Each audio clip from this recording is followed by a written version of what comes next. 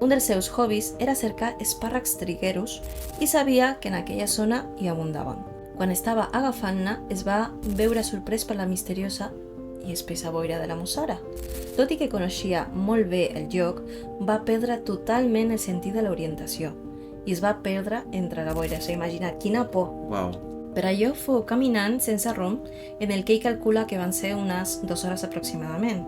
Quan va aconseguir sortir de tota la boira, es va quedar molt sorprès al veure que ja gairebé era fosc.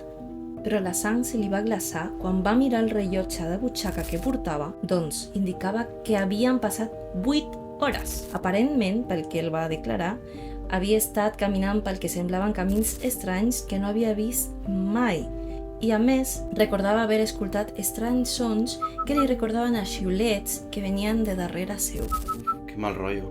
Totalment. És que el tema és, tens molt poca visibilitat, tens molt poca visió, 1 metre de distància. O menys. No saps on estàs, et coneixes el lloc i veus que estàs en una altra espècie de lloc i a més sents uns xiulets que no saps d'on venen ni què signifiquen. Estan darrere teu. Clar, és com si estiguessis sentint constantment una opressió, no?, d'algú que t'està perseguint. Sí, i que el que penses tu que són 2 hores...